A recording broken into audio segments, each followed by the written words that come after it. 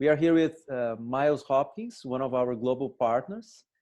Actually, Myles is our South Africa global partner. I am quite excited about this conversation. Myles has a strong experience role in agility and especially business agility, and as well as working as a strategist with us in strategy tools. And we want to begin this conversation about the new normal, questioning Myles about what's the big picture that you have about the upcoming new normal. Yeah, thank you, Tiago, and real pleasure to be talking to you again. And you know, we love working with the strategy tools team. Definitely innovative and forward-looking group of professionals, and we use their tool. You know, we use the tools a lot.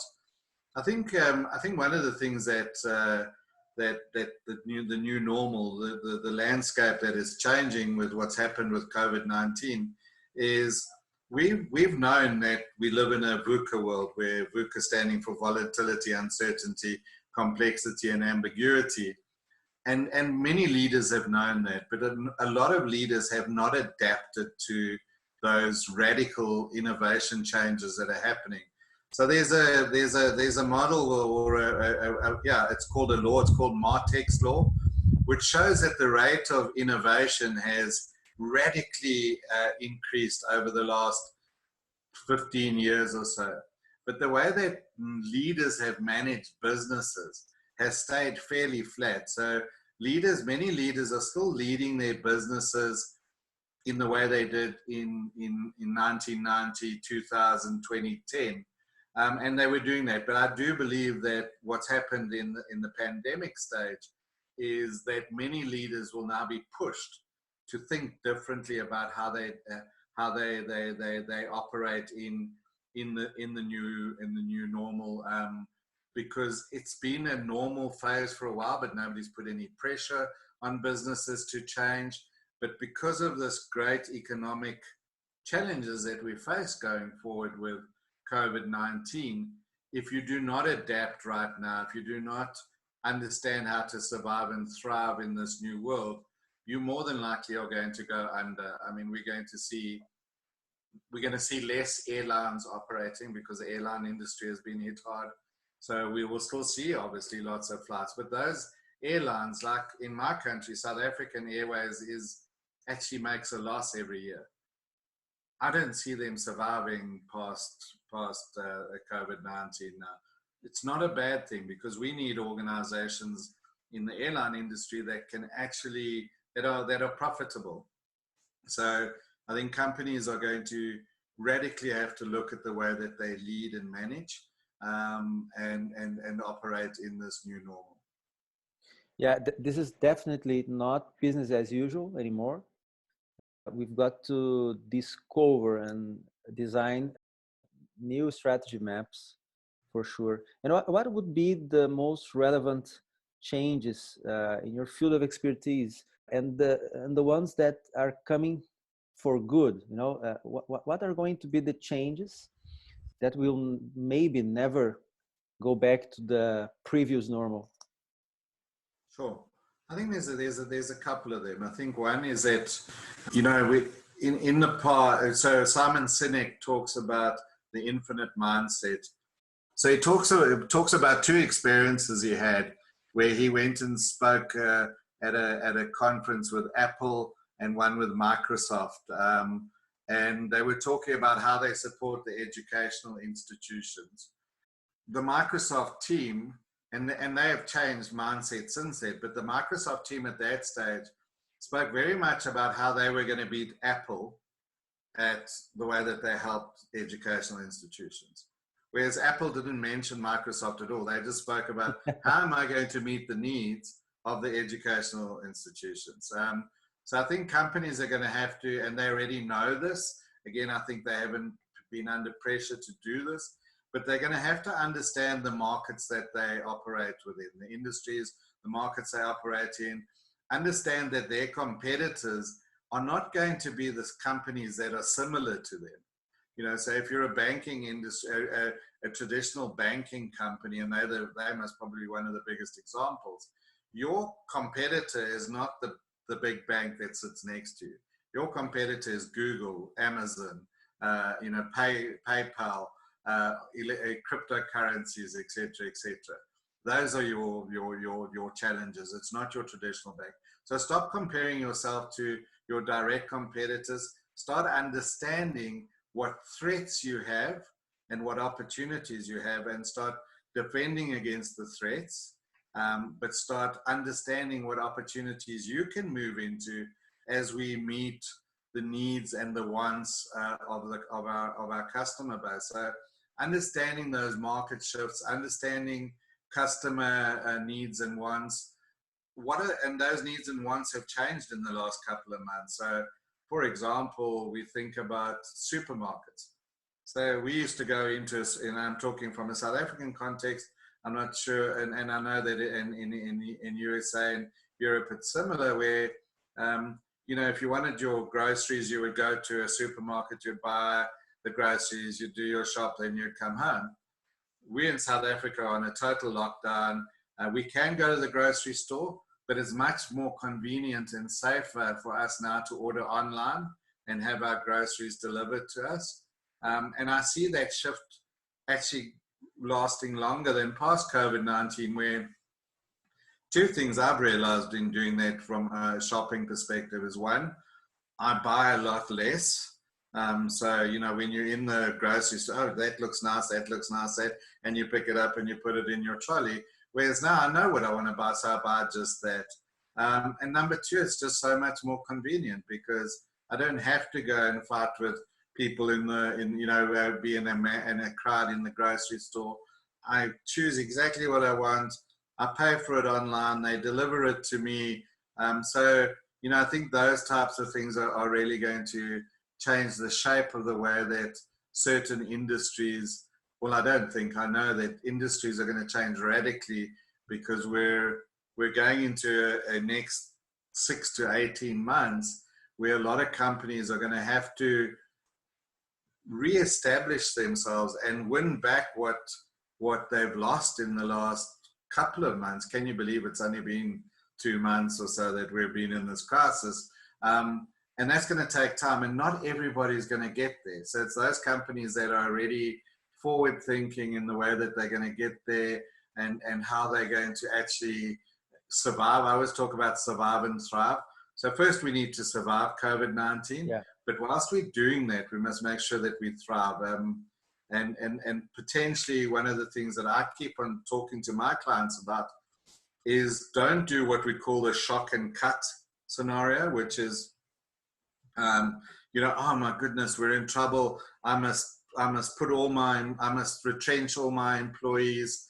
You know, I must cancel all my orders with suppliers, because that's a very short-term solution to a longer-term problem. Because what will happen is, let's talk particularly with suppliers. If you treat your suppliers poorly in the next 3 months, when the time comes back where the economy starts growing again in globally, these suppliers are going to have orders from all your competitors, and they're going to prioritize those companies that treated them well during this crisis. So if you treat your suppliers poorly now, they're going to treat you poorly when it comes to time when you need supplies. If you treat your employees poorly now, when you need the talent in the future, you're going to have a reputation of not caring for your employees. So there's that longer term. So that's why we talk again about the survive and thrive. Survive the immediate, but understand that what you do now will impact you 6 months, 18 months, 3 years, 5 years down the line. So you need to have that in your mind all the time. So leaders are facing, or are going to face tough decisions for sure. And not only tough decisions, but strategic choices that is going to echo in the next 6 or 12 or maybe 18 months. What would be your recommendations in order to prepare for these tough decisions? Since we talk a lot with different executives from different companies, we have this opportunity in strategy tools to share experience with lots of different industries, but all of them are facing these tough decisions. Of course, you are in South Africa, but there are some common, and there are some common attitudes that we can bring to these challenges now. What would be the right way to face this struggling situation? Sure.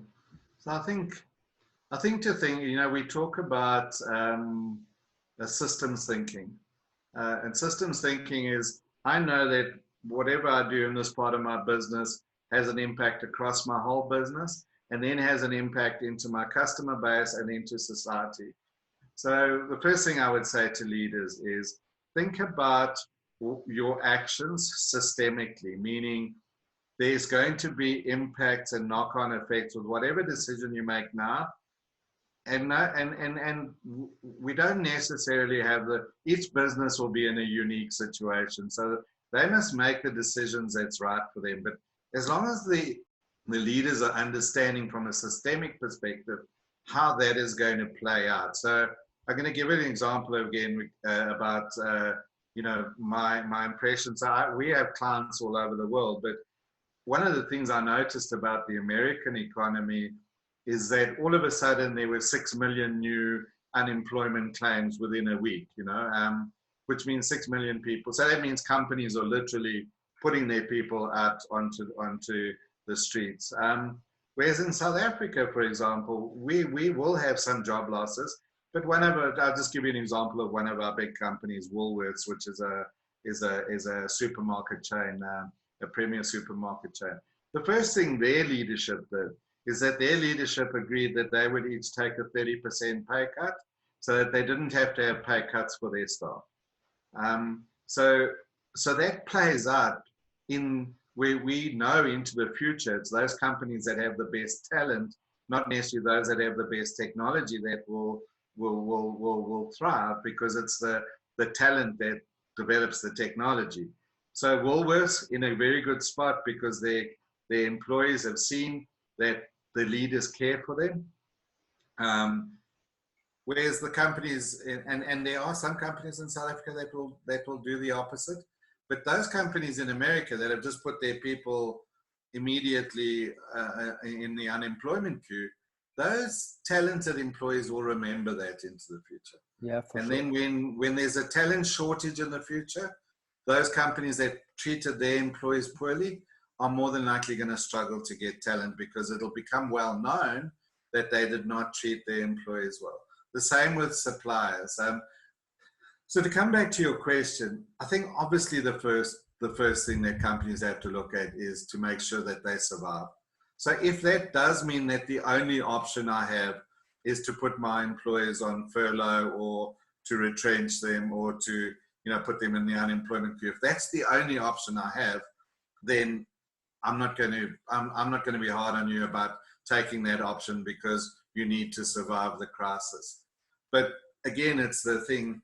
Think about the decisions you make. What impact does it have on your finances? What impact does it have on your customers? What impact does it have on your employees? What impact will it have on the community? What impact will it have on your reputational risk? So think about the impact the decisions you make today, and I'm just repeating myself on this, but the decisions you make today will determine whether you really survive this crisis into the future. So think about it carefully, and make the right decisions. They may not turn out to be the best decisions, because only the future will tell whether those were the best decisions. But think about it from a survive and thrive perspective, rather than a shock and cut perspective. Yeah, of course. Yeah. Nobody has the skill to make the perfect decision. Never, and mostly now with this huge uncertainty. But anyway, we're trying to figure out what is coming in order to help executives and business leaders to lead their organizations. Let me ask you about the markets and some industries. I know that South Africa has a quite diversity in economics, isn't it? It's Sure. a diverse economy. Although I know that you had a kind of recession this last quarter of 2019, so quite as the same as in Brazil, you are already struggling some difficulties in economy. But what we are trying to prospect different scenarios on, for example, infrastructure, telecommunications, as well as, of course, in global trade and supply chains and logistics. What are your thoughts on the different industries and the different sectors we have in the next coming months? Sure. So I think that I don't think any industry can just sit back and say, well, this hasn't affected me, because even so let's have a look at the industries that are doing really, really well right now because of COVID-19 is the supermarkets, because people are stockpiling because they think we're going to run out of stuff, so they're buying more stuff than what they require. So they are doing well now, but what's going to happen is I think the brick and mortar supermarkets are going to become less, because people have learned how to now shop online a little bit better. And the airline industry, where I've spoken about, is going to rationalize, and we're still going to have lots of flights, but there's going to be now, you and I are talking now, and we're having this interview via Zoom. And they obviously, Zoom's market price has gone up and doubled in the last couple of months. So I remember 10 years ago, I had a client in Toronto in Canada, and it took me 4 days of travel to have a half a day workshop. So there's the money, there's the impact on the environment, the time spent in the air, the time spent at it. We're going to suddenly realize that all that travel is most probably no longer necessary. So there's going to be a big impact, I believe, on business travel, where we can now have fantastic tools like Zoom and GoToMeeting and WebEx and all of these that work really, really well at the end of the day. And we've done some of our work actually where we normally are doing it in person, like quarterly planning with clients, where we'd normally get into a big room for a 2-day session. People would fly in from all over the world, and we'd do our 2-day planning sessions. We've been able to run those online, and we're actually finding them more effective online than they are in person, because people what we have done is instead of doing it over 2 days, we do it over 3 days, because we're finding that people struggle to focus for 8 hours when you're sitting in front of your computer. It's different when you're in a meeting room, because you're doing some socializing, you're talking, whatever. Whereas when you're now sitting here, it's 8 hours of work. So we now do it over 3 days instead of 2. So we do 3 times 5 hours instead of 2 times 8 hours. But we're finding it a lot more effective. So there's going to be a big impact on that. So the conferencing industry will find, obviously has been immediately impacted, so you talk about our industries in South Africa. Obviously, mining a very big thing, but we want to change that, because it's not something that will last forever. Our tourism industry was very, very big, and that's been severely impacted, of course. And our banking industry is most probably not feeling. I'm not sure COVID-19 will have a significant impact on their operating model. It's going to have a significant impact on their bottom line, because people are not going to be able to pay for their loans and their debt and whatever it is. So, there's obviously that impact. But I think the banking industry has bigger problems, and that's understanding the fintechs and the insurtechs that are coming and already been in place and being their competitors. So to me, their focus still needs to be very much around, what are the other organizations coming that are going to challenge us. I think that there's going to be, I mean, Strategy Tools talks about it, and we talk about it as well, where you're going to have a lot more, platform economies where, people are starting to, or ecosystems where, like our consulting company, we have an ecosystem. So, for example, if we offer leadership development with our clients, but we don't personally do it. We have a strategic partner that specializes in leadership development. We use them, but it's in the same ecosystem. So I think you're going to find companies are going to form more ecosystems. They also, I think, within the strategy tool set, we talk about arenas. So we're going from industries to arenas when we look at industry shifts.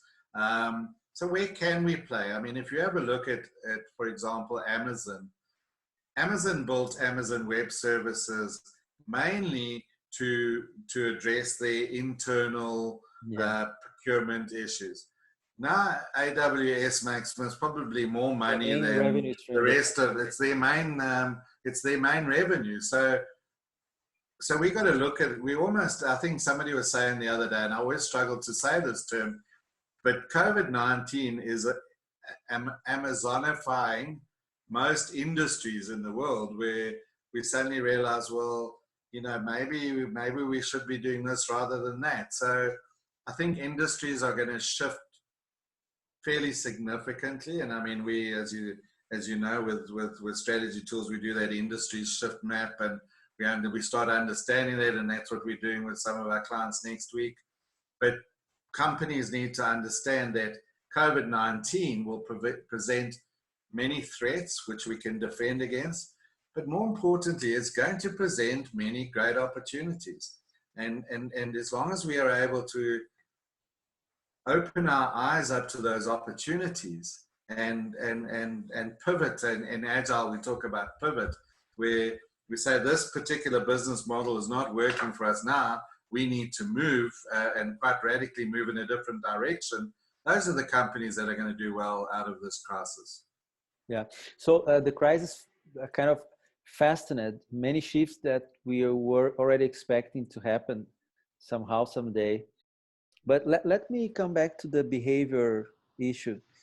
Speaking about remote work, for example, isn't it possible to think about, because for sure we have cost reduction, for sure we have optimization of our time, but there are some other issues, for example, productivity, and also it's possible as well to have a kind of a rebound when people stay for long time, several weeks and months far from each other, and it couldn't be a kind of rebound, people willing to stay together again and face-to-face meetings as a kind of a rebound. Yeah, no, I think you've got a great point there, Tiago, and I think that we are social animals after all. People, not everyone. Some people love the fact that they, but we are social animals. I think what's going to come out of this is a different working model. So first of all, and this is one of the points that I make with some of the companies in South Africa, not everybody can work from home in South Africa. Again, we've got people that live in what we call shacks. So they, literally a small little room with 10, 15 people living in that room, no running water. Some of them don't have electricity. They don't have fiber or strong broadband. Impossible for them to work from home. So, we need to take into account that not everybody is fortunate enough, like you and I are, to be able to work from home. I hear quite often, because it's an area we consult on a lot, is that, if my employee is sitting at home, I don't know whether they're working or not. To me, that's the wrong attitude, because all I want from an employee at the end of the day is the outcomes that I'm looking for. So I've set you some outcomes and some measures on what I expect from those outcomes. As long as I'm getting the results that I'm looking for, doesn't matter whether you're sitting behind your computer for 8 hours or 3 hours or 5 hours. It doesn't matter that you're doing it on the beach or, you know, on a mountain. As long as I'm getting the results that I expect and I'm paying you for, then it shouldn't matter whether you're sitting, how long you're sitting behind a computer for. But I do know that that is an issue that some companies are struggling with. But it's the wrong mindset. The mindset should be, I trust my employees to do what's right for us, and I'm going to see by the results whether they do or not. I do think a lot of meetings will, like I said, the business travel will definitely be affected. So do I have to, even internally, I mean, I live in Johannesburg, to fly to Cape Town takes 2 hours, but yet, you know, it most probably takes me 5 or 6 hours because I've got to travel to the airport, wait at the airport, get on the flight, 2 hours. So I'm wasting a lot of time, whereas I could just be having the meeting online. But there are certain meetings that need to be, you know, in play.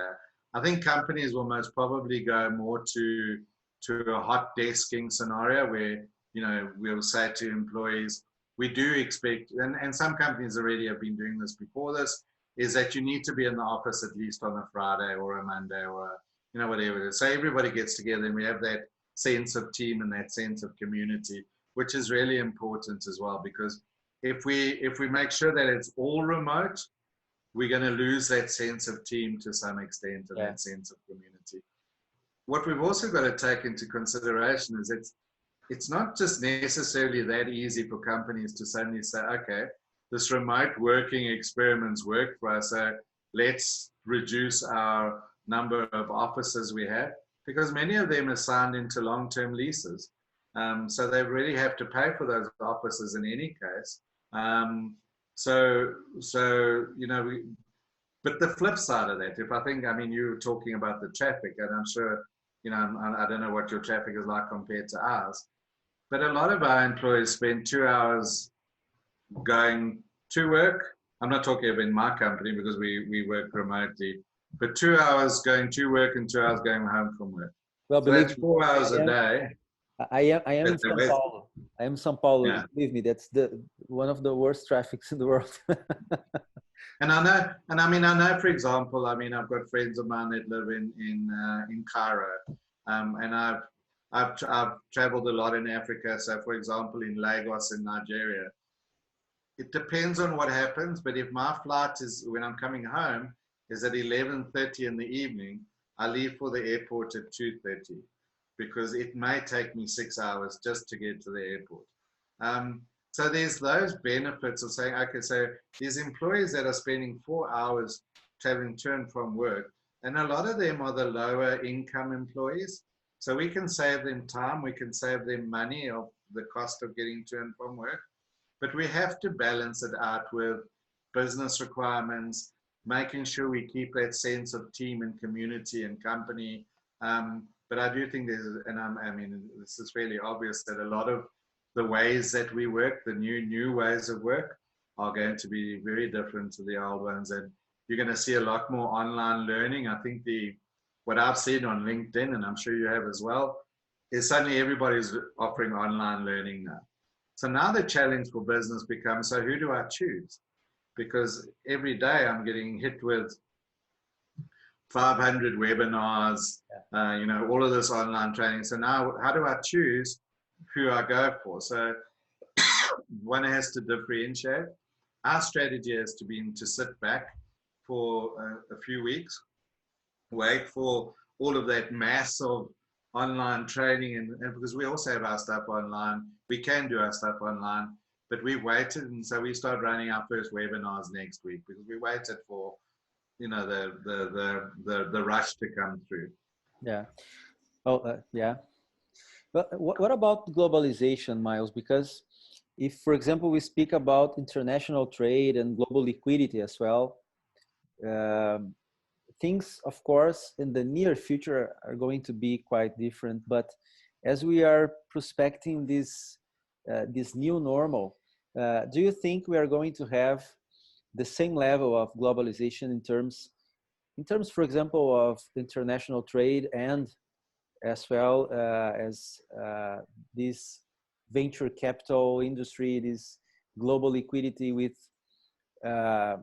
low interests that we had. Is it coming again in this new normal, or probably you are going to face different times?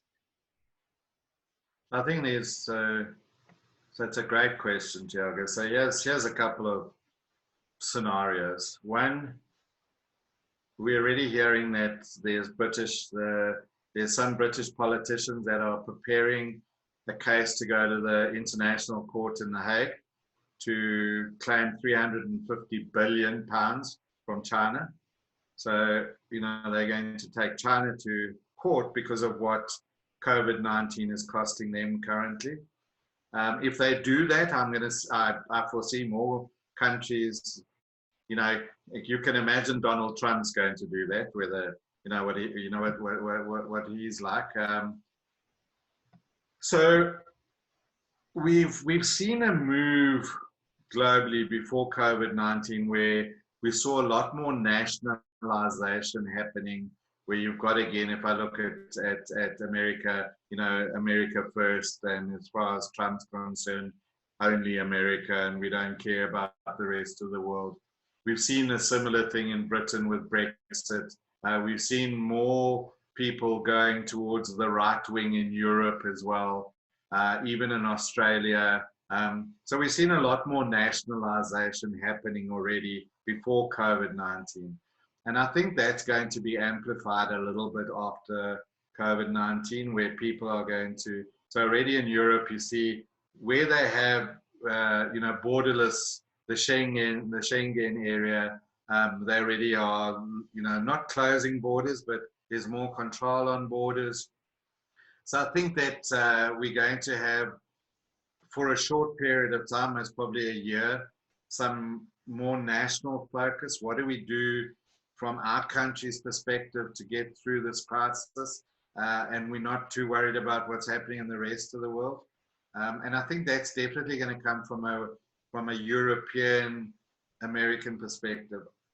In Africa and in a lot of the world, so there's two types of societies. You have what we call individualistic societies, and then you have collectivist societies. So individualistic societies are, I look after me and my family, and I'm not really worried about anybody else. And that's very much and please, I am generalizing here. It's a very general discussion, but I have this often because I'm from Africa, where I speak to, my American colleagues, my European colleagues, where it is very much an individualistic society.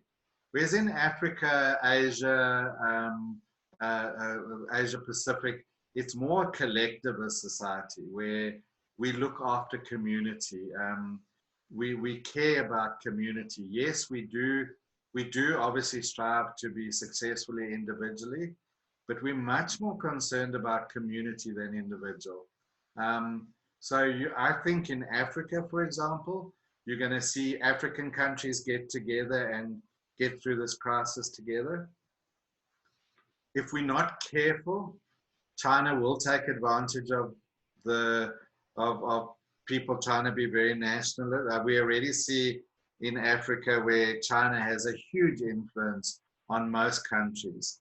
And if they start throwing money like they have for the last 15, 20 years into Africa to get them past COVID-19, we're going to see China having already they have a big influence in Africa. They're going to have a much bigger influence. That may go to other parts of the world where China puts money in, because Trump keeps on threatening to pull money out, whereas China keeps on putting money in. So I think we're going to see a big swing in China's influence in the world. It already has had a big swing, but I think it's going to be even bigger. There are conspiracy theorists that say China did this on purpose to mess up the world economy. Until you give me facts that actually has happened, I'm not a conspiracy theorist follower, but who knows, it may have been. But I do think so to come back to some of the economic things, some of the good stuff. So our government is now pumping a lot of money into not only industry, but they're pumping a lot of money into the banks to allow the banks to remain liquid during this crisis, because if they allow the banks to remain liquid, the banks can allow the customers to remain liquid. So we are seeing that coming through. As I said, I think earlier on, the one thing that saddens me a bit, but we must look forward and never backwards, is why did it take such a big crisis for us to address these issues already? Yeah. Okay. We're at the end of our interview. Maybe the first interview. We have lots of stuff to discuss. What would be your advice for African leaders facing this situation? What would a strategist inside Africa countries, what would be your advice for them? I think that's similar to what I was talking about with the collectivist society flavor, is we're in this together. The African countries have not been hit as hard as Europe, America, Asia has been with COVID-19.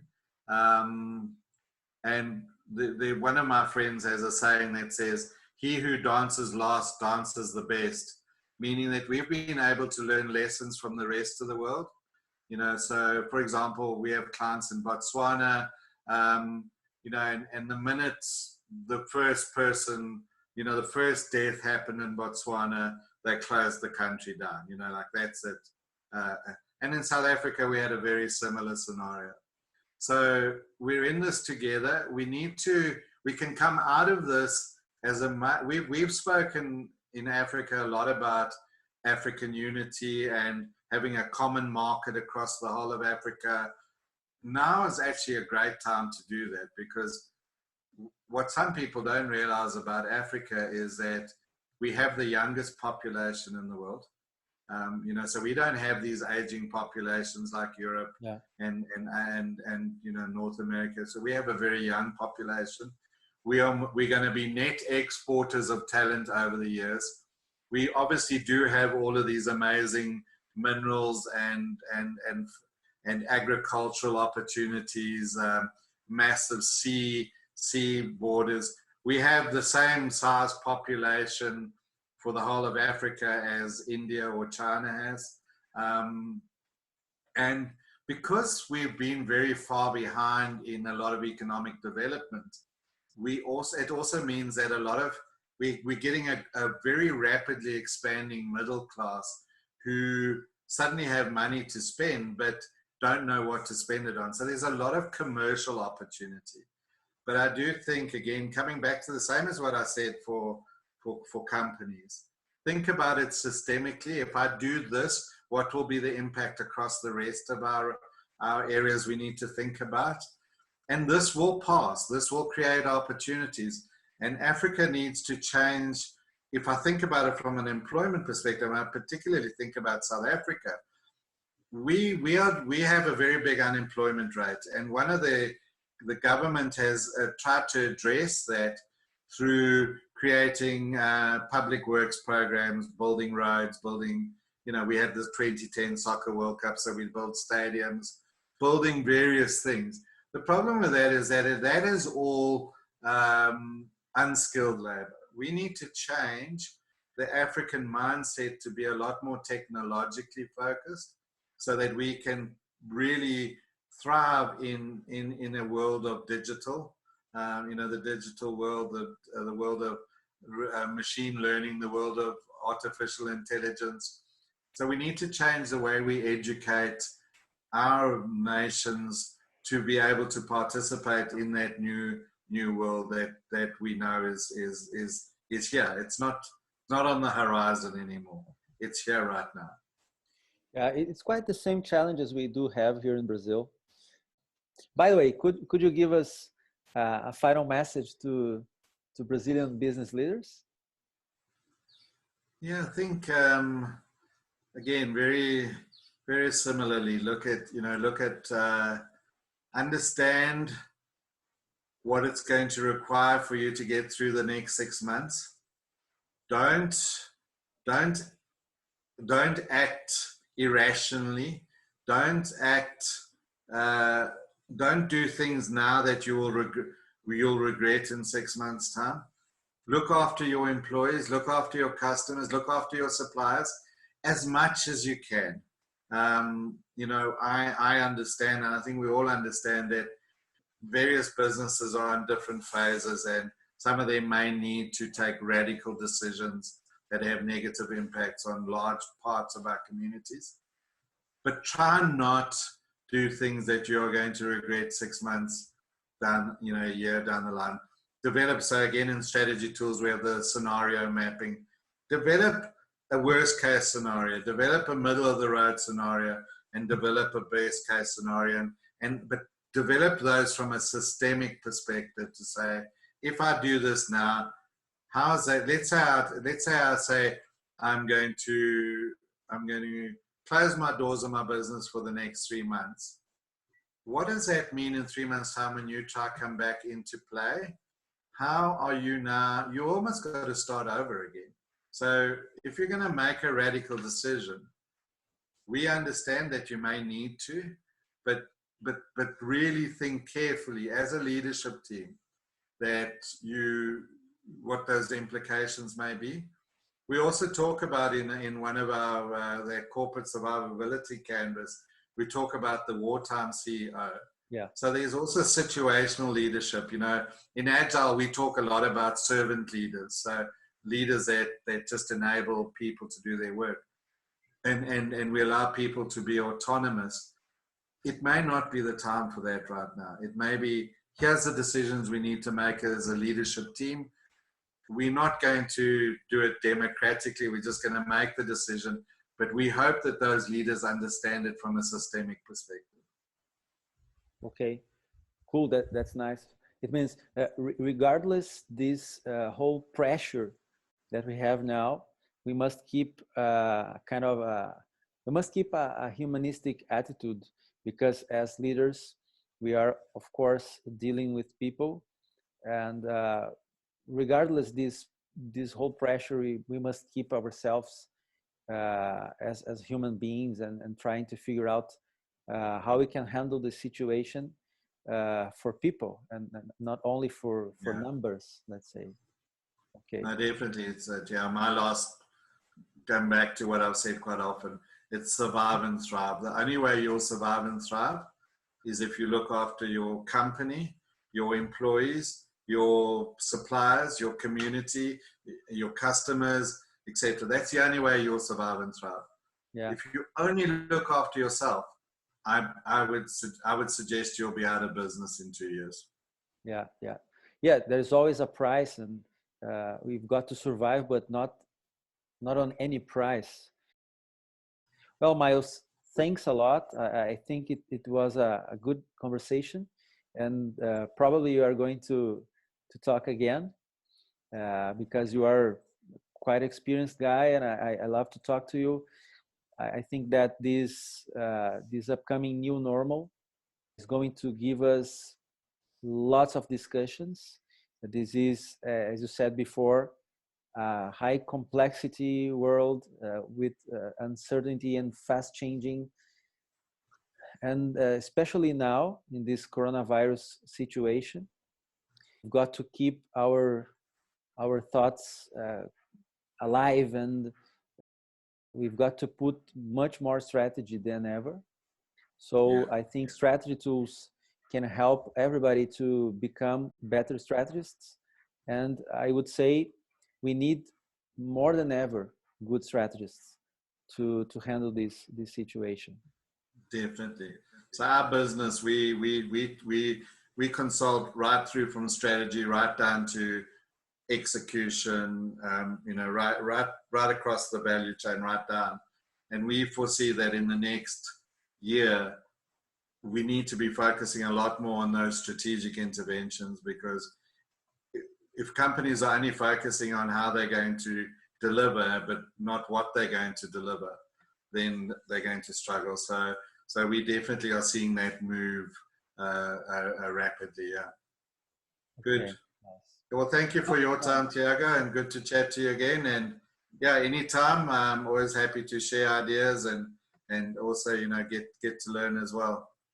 Okay, thank you very much. Thank you. Thanks, my friend. Bye Cheers. bye.